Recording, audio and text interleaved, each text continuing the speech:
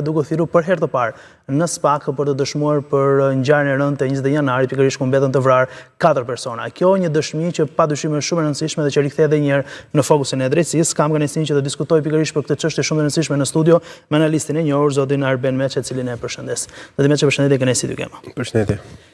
Sot për herë të parë Berisha paraqitet në SPAK, pas po themi kështu lojës për fletthirrjen, sot ka bërë një dëshmi ku dhe ka theksuar ndër të tjera që do të jemi gatshëm të vijojë të paraqitem në SPAK, por edhe duke theksuar në farforme që provat ose audio përgjimi është i manipuluar. Si e shef prezencën e tij së pari dhe më pas dalim në detajet konkrete të deklaratës?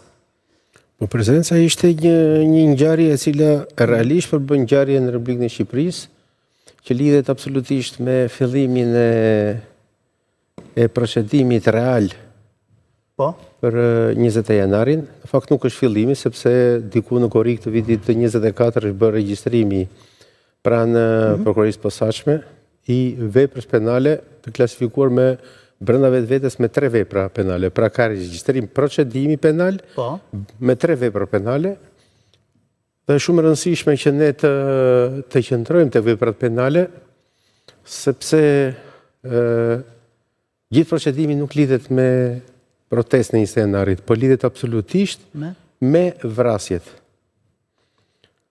Dhe procedimi është plotësisht i qartë që në momentin e parë kur pikën e parë të veprës penale ka vrasjen e rrethana cilësuese të 2 ose më 4 personave e kryer në bashkëpunim, pikën e dytë ka shpërdorimin e detyrës dhe pikën e tretë ka tentativën dhe përpjekjet për të zhdukur provat. Po ti shikosh me vëmendje 3 veprat penale që përbëjnë procesin penal të regjistruar në SPAK, flasin absolutisht për të gjithë mekanizmin vrasje, bashkëpunim dhe shpërdorim detyre të funksionarëve shtetëror, se nuk kryen funksionari politik shpërdorim detyre, dhe së fundi, tentativën pikërisht të këtyre njerëzve për të zhdukur provat. Për herë të parë, ngjarja duket që trajtohet si një ngjarje gjithëpërfshirëse, pra si një skem krimi që ka në vetvete bashkëpunimin. Dhe në qoftë se qytetari i Republikës së Shqipërisë do të futet në atë që tashmë po bëhet gati ritual në Shqipëri, në hetimet e prokurorisë për një vrasje në grup, do shofësh që ngjarja nuk zhvillohet vetëm në momentin dhe në hetimin e personit që ka qelluar ndaj viktimës. Kjo është njëri nga elementet, po pastaj fillon strukturohet gjithë grupi i cili ka pjesëmarrë në organizimin e skemës dhe përfundon tek ideatori. Dhe kur bën penalizimin, nuk bën penalizim ndaj atij personi që ka dhënë urdhër ose që ka qelluar, por absolutisht të gjithë grupit sipas misionit që kanë kryer. Dhe në këtë kuadër, skema e bashkëpunimit, pra vepra penale që është klasifikuar në bashkëpunim në 3 rastet, na jep me një perceptimin që prokuroria e posaçme nuk po heton thjesht vetëm tek urdhërdhënësi, por po heton gjithë mekanizmin që ka përgatitur vrasjen, ka përgatitur zhdukjen e provave dhe të gjithë në bashkëpunim duke shpërdoruar detyrët ka tentuar të manipulojnë përfundimisht gjithë procesin deri dhe prokurorinë e përgjithshme. E trajtova një gjë të tillë sepse është shumë e rëndësishme, sepse pash edhe pyetjet e gazetarëve sot, të cilët përqendroheshin në një fakt. Kush dha urdhër? Nuk është çështja kush dha urdhër. Nuk është e rëndësishme kjo sipas jush? Kush dha urdhër në këtë moment është një nga segmentet më ordinare të çështjes. Sepse kemi faktin 4 veta të vrarë.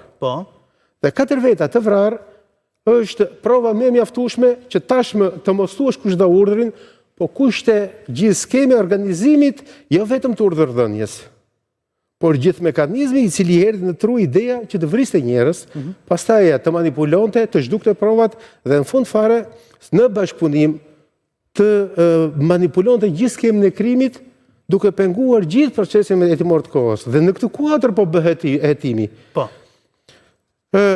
Ju pat Berishin që doli nga ambienti i SPAK-ut.